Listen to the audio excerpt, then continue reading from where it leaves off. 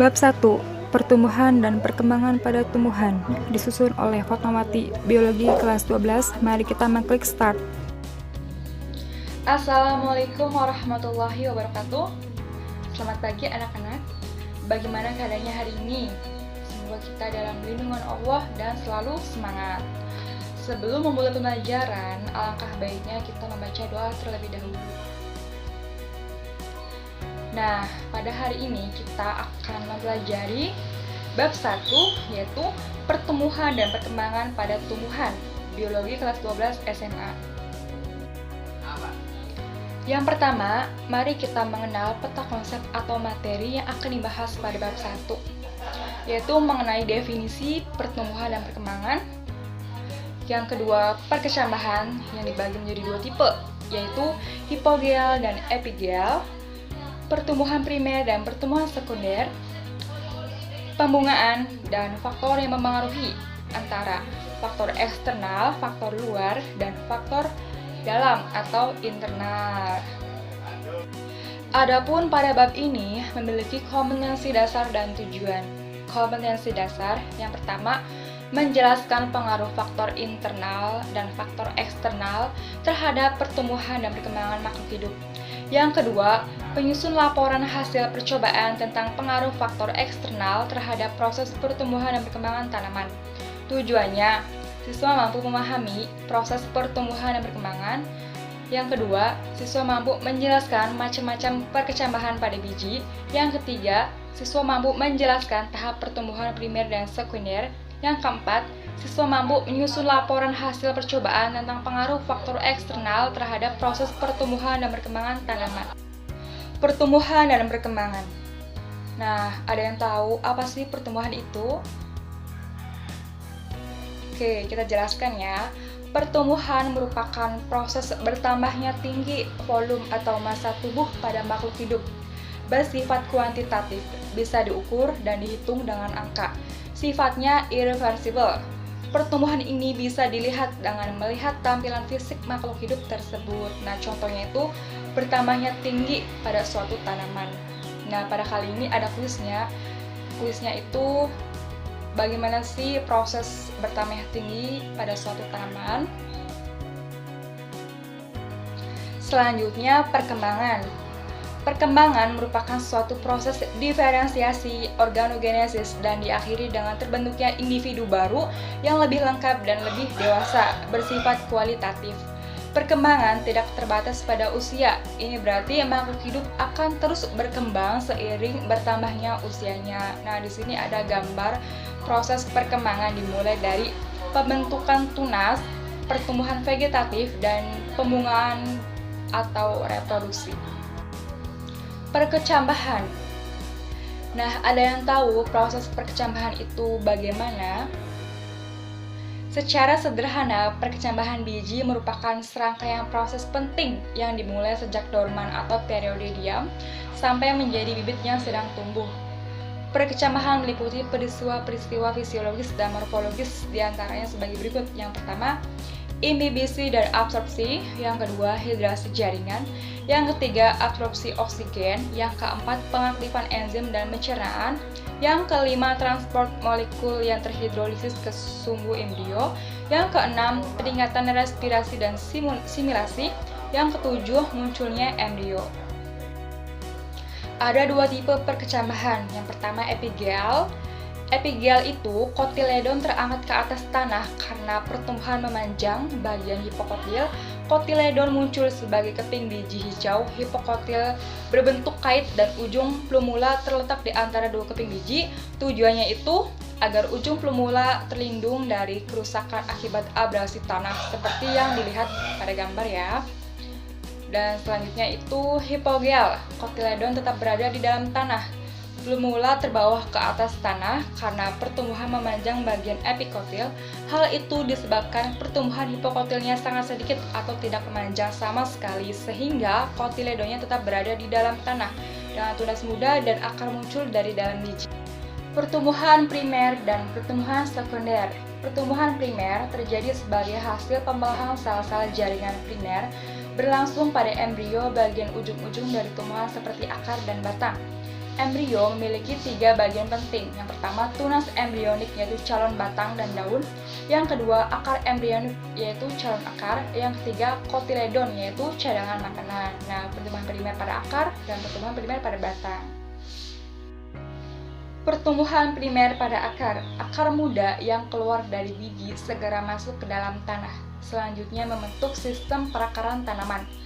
Titik tumbuh akar dibedakan menjadi daerah pembelahan di mana tersusun oleh sel-sel meristem yang berbentuk kotak dan berukuran sangat kecil.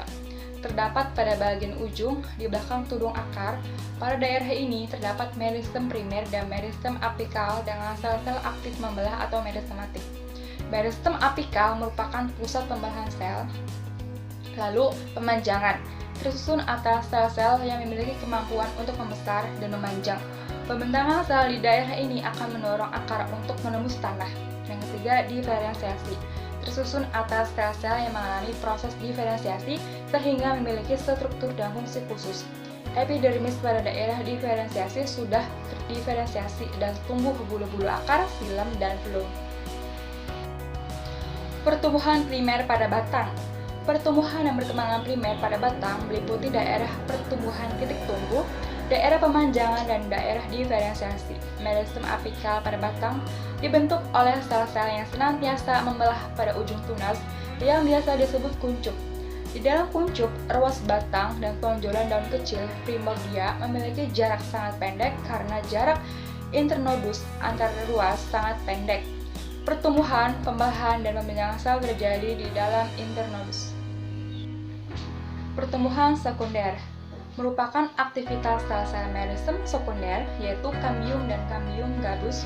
Pertumbuhan ini dijumpai pada tumbuhan dikotil, gymnospermae, dan menyebabkan membesarnya ukuran diameter tumbuhan.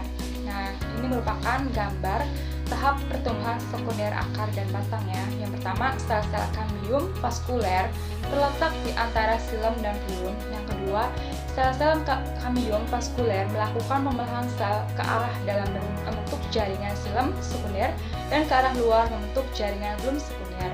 Yang ketiga, pembelahan sel-sel kambium vaskuler menghasilkan bertambahnya diameter batang sehingga epidermis terkelupas atau mati. Pembelahan kambium gabus akan menghentikan fungsi epidermis yang rusak. Pembungaan. Ada yang tahu tahapan pembungaan itu apa saja? Nah, di sini yang pertama, induksi bunga atau evokasi jaringan meristem berubah menjadi jaringan meristem reproduktif. Yang kedua, inisiasi bunga, perubahan morfologis dari tunas vegetatif menjadi bentuk kuncup reproduktif. Yang ketiga, menuju bunga mekar, terjadinya diferensiasi bagian-bagian bunga atau megasporogenesis dan mikrosporogenesis untuk penyempurnaan serta pematangan organ-organ reproduksi jantan dan betina. Yang keempat, bunga mekar antesis. Sesuai dengan namanya, pada tahap ini terjadi pemekaran bunga. Biasanya antesis terjadi bersamaan dengan masaknya organ reproduksi jantan dan betina. Yang kelima, penyerbukan dan pembuahan, terbentuknya buah muda. Yang keenam, perkembangan pemasakan buah dan biji diawali dengan perbesaran bakal buah atau ovarium yang diikuti oleh perkembangan endosperma, cadangan makanan, dan selanjutnya terjadi perkembangan embrio.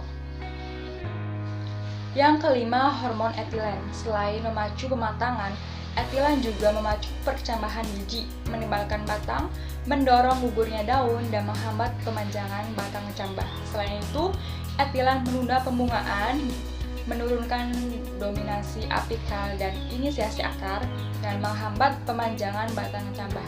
Yang keenam, hormon kalin.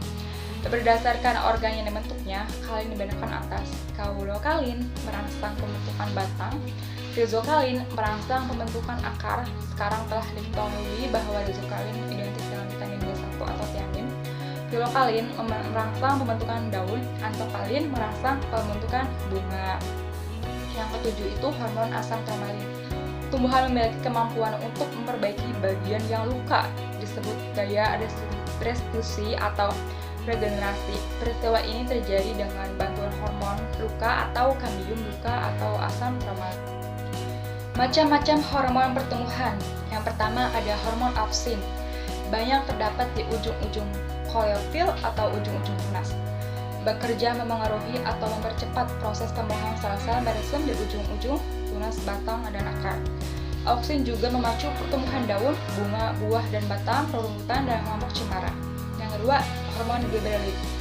Digunakan untuk partenokarpi menghasilkan buah tambah biji, mempercepat penuaan daun, sayuran, dan buah atau jeruk, memacu pertumbuhan padang rumput untuk ternak, menyebabkan gerombolan buah anggur lebih panjang, anggur tahan cendawan, mendorong reproduksi benih, dan meningkatkan tanaman tebu dan produksi gulanya.